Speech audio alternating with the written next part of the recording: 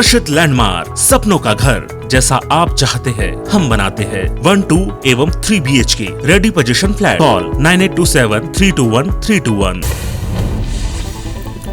मणिपुर में सेना के काफिले पर उग्रवादी हमला हुआ है और इस हमले में असम राइफल्स के कमांडिंग ऑफिसर समेत 5 जवान शहीद हो गए। वहीं 46 असम राइफल्स के कमांडिंग ऑफिसर कर्नल विप्लव त्रिपाठी की पत्नी और बेटे की भी इस हमले में मौत हो गई है। घटना चुराचांदपुर के जिले के सिंघट में हुई।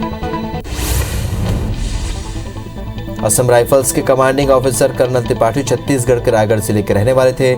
शहीद विप्लव त्रिपाठी रायगढ़ के वरिष्ठ पत्रकार सुभाष त्रिपाठी के बेटे हैं। शहीद विप्लव के परिवार का पार्थिव शरीर एयरफोर्स के विमान से कल देर शाम तक रायगढ़ पहुंचेगा। वहीं छत्तीसगढ़ के मुख्यमंत्री भूपेश बघेल ने काराना हमले की निंदा की।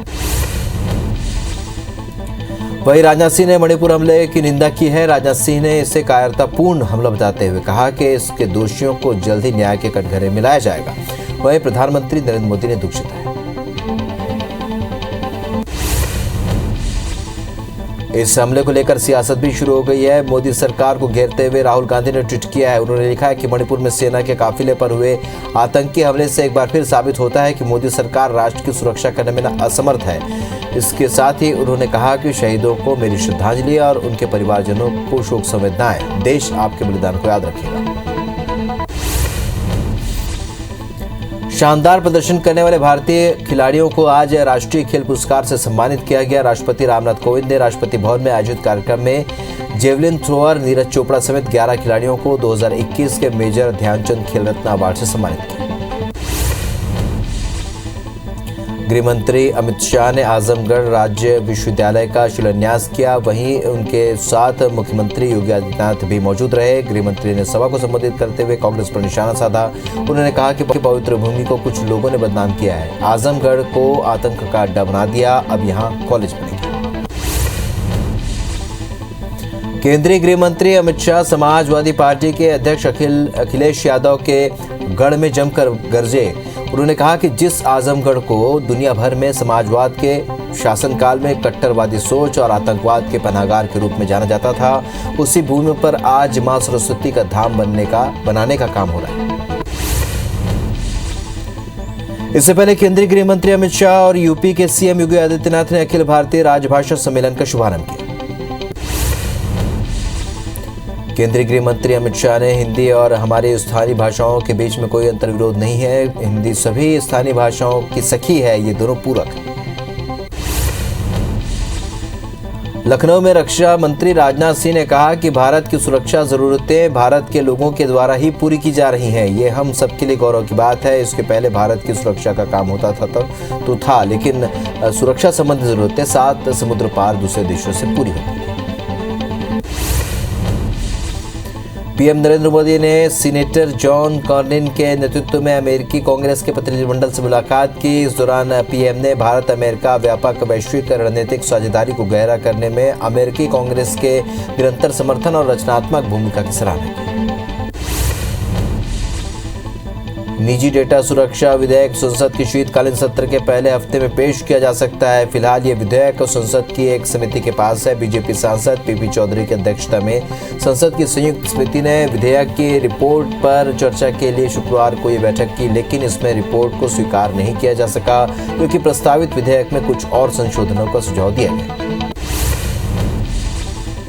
कांग्रेस नेता पी चिदम्बरम ने नोटबंदी को लेकर मोदी सरकार पर निशाना साधा है। चिदम्बरम ने ट्वीट किया है कि कुख्यात नोटबंदी के 5 साल हो गए हैं। मोदी सरकार की लोक लुभावन घोषणाओं की स्थिति क्या है? उन्होंने लिखा कि मोदी ने पहले कहा हमें कैशलेस अर्थव्यवस्था बनानी है और कुछ ही दिनों में उन्होंने लक्ष्य बदलकर उसे कम नकदी वाली अर्थव्यवस्था कर दिया। हम वाकई कम नकदी वाली अर्थव्यवस्था बन गए। नेशनल मेडिकल कमीशन ने मेडिकल स्टडीज में बड़ा बदलाव किया है। अब फर्स्ट ईयर में सप्लीमेंट्री आने पर स्टूडेंट्स को सेकेंड ईयर में प्रमोट नहीं किया जाएगा। स्टूडेंट्स के सप्लीमेंट्री में फेल होने पर उसे दोबारा पहले साल की पढ़ाई करनी होगी। नियम फर्स्ट ईयर के लिए लागू हुआ है। त्रिपुरा में कई दिनों से चल रही हिंसा की आग महाराष्ट्र के 3 शहरों में भी देखने को मिल रही है। यहाँ त्रिपुरा में हुई घटनाओं के बाद बंद बुलाया गया था और इसी दौरान नांदेड़, मालेगांव और अमरावती में हिंसा फैल गई। ऐसा जबरदस्ती दुकान बंद कराने के कारण हुआ। फिलहाल तीनों शहरों में शांति है और भारी संख्या में पुलिस बल तैनात है। महाराष्ट्र के अमरावती में लगातार दूसरे दिन हिंसा के बाद शहर में कर्फ्यू लगा दिया गया है। इससे पहले आज सुबह अमरावती के राजकमल चौक और गांधी चौक पर हजारों की संख्या में लोग सड़कों पर उतर आए थे। इसमें से कुछ लोगों ने पुलिसकर्मियों पर पथराव कर दिया था। जवाब में पुलिस ने भी लाठीचार्ज किया।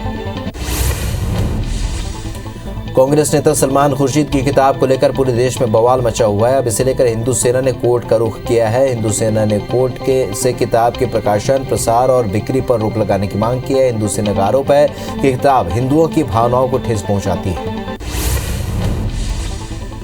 किताब को लेकर जारी विवाद के बीच कांग्रेस नेता सलमान खुर्शीद ने कहा है कि उनकी किताब हिंदू और मुस्लिम को एक करने के लिए है। सुप्रीम कोर्ट के निर्णय को लोगों को समझना है कि ये अच्छा निर्णय है। आइए हम लोग एक साथ जुड़े। जो लोग धर्म का दुरुपयोग करते हैं उनको हम रिजेक्ट करें। राजनीति करने वाले को डर लग रहा है कि सच्चाई सामने आ जाएगी। कांग्रेस नेता सलमान खुर्शीद की किताब पर केंद्रीय मंत्री मुख्तार अब्बास नकवी ने कहा है कि कांग्रेस और उनके नेताओं का इरादा ही है कि देश में कैसे तनाव पैदा किया जाए, लेकिन उन्हें एहसास हो गया है कि देश की जनता परिपक्व है। मुझे नहीं लगता कि इस तरह के इरादे और तनाव से लोग प्रभावित होते हैं। कांग्रेस नेता सलमान खुर्शीद की किताब पर चल रहे विवाद को लेकर समाजवादी पार्टी के प्रमुख अखिलेश यादव ने कहा है कि किताब में क्या लिखा है मैंने नहीं पढ़ा, लेकिन भाजपा दूसरों को हिंदू नहीं समझती, इसलिए इस भाजपा से दूर रहिए और देश को बचाइए। जम्मू कश्मीर आतंकी साजिश मामले में नेशनल इन्वेस्टिगेशन एजेंसी ने 2 और लोगों को गिरफ्तार किया है। ये दोनों जम्मू कश्मीर के सोपोर इलाके के रहने वाले बताए जाते हैं और इस मामले की जांच के दौरान एनआईए अभी तक 27 लोगों को गिरफ्तार कर चुकी है। एनआईए के अधिकारी ने बताया कि अब तक गिरफ्तार लोगों से की गई पूछताछ के दौरान कई महत्वपूर्ण खुलासे हुए हैं। दिल्ली में बढ़ते प्रदूषण को लेकर सुप्रीम कोर्ट ने केंद्र सरकार को फटकार लगाई है। सुप्रीम कोर्ट ने केंद्र से एयर क्वालिटी सुधारने के लिए सोमवार तक इमरजेंसी प्लान तैयार करने को कहा है। कोर्ट ने केंद्र को कहा है कि एयर क्वालिटी इंडेक्स को नीचे लाने के लिए आपके पास क्या योजना है। दिवाली के बाद से खराब हुई दिल्ली की हवा अब भी गंभीर श्रेणी में बनी हुई है। दिल्ली का हाल कितना बुरा है, ये दुनिया के 10 सबसे प्रदूषित शहरों में दिल्ली सबसे आगे है और इस सूची में भारत की मुंबई और कोलकाता भी शामिल है। वहीं पाकिस्तान का लाहौर और चीन का चेंबू शहर भी इस सूची में शामिल है। पाकिस्तान के लाहौर को दुनिया का दूसरा सबसे प्रदूषित शहर घोषित कर दिया गया। यहाँ अब तक का सबसे अधिक स्मॉग स्तर रिकॉर्ड हुआ है। यहाँ सांस लेने में भी दिक्कत हो रही है। यहाँ वायु गुणवत्ता सूचकांक 700 से ऊपर चला गया है। इससे पहले मार्च में IQ एयर वैश्विक वायु गुणवत्ता रिपोर्ट में पाकिस्तान को दूसरा सबसे प्रदूषित देश बताया गया था। छत्तीसगढ़ में 13 दिसंबर से विधानसभा का शीतकालीन सत्र शुरू होगा। विधानसभा का शीतकालीन सत्र 5 दिनों का होगा। शीतकालीन सत्र को लेकर अधिसूचना जारी कर दी गई। सीएम भूपेश बघेल की कैबिनेट बैठक 22 नवंबर को मुख्यमंत्री निवास में होगी। बैठक के दौरान 1 दिसंबर से धान खरीदी को लेकर चर्चा की जाएगी। साथ ही स्वास्थ्य और शिक्षा विभागों पर भी चर्चा। प्रदेश के गृह मंत्री ताम्रध्वज साहू ने छत्तीसगढ़ के क्राइम रेट को 15 साल बीजेपी शासनकाल से बेहतर बताया और साथ ही उन्होंने बताया कि क्राइम रेट को लेकर सीएम भूपेश बघेल लगातार अधिकारियों को निर्देश करते हुए समीक्षा कर रहे हैं। वहीं मंत्री ने क्राइम रेट पर कहा कि लॉ एंड ऑर्डर की स्थिति पूरी तरह से ठीक है, इसलिए प्रदेश में कहीं भी क्राइम रेट नहीं बढ़ा है। प्रदेश के गृह मंत्री ताम्रध्वज साहू ने डीएम अवस्थी को डीजीपी पद से हटाए जाने को लेकर बयान दिया है। उन्होंने कहा है कि डीएम अवस्थी नाराजगी की वजह से नहीं बदले गए, बल्कि एक सामान्य प्रक्रिया है। कलेक्टर और एसपी का भी ट्रांसफर किया जाता है।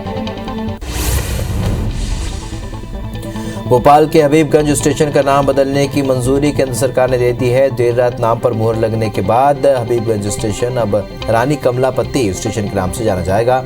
बता दें कि 15 नवंबर को पीएम मोदी नए स्टेशन का लोकार्पण करेंगे। सीएम शिवराज सिंह चौहान ने हबीबगंज स्टेशन के नाम बदले जाने को लेकर बयान दिया है। उन्होंने कहा है कि एयरपोर्ट जैसी आधुनिक स्टेशन बना है, उसका नाम रानी कमलापति रेलवे स्टेशन रखा है।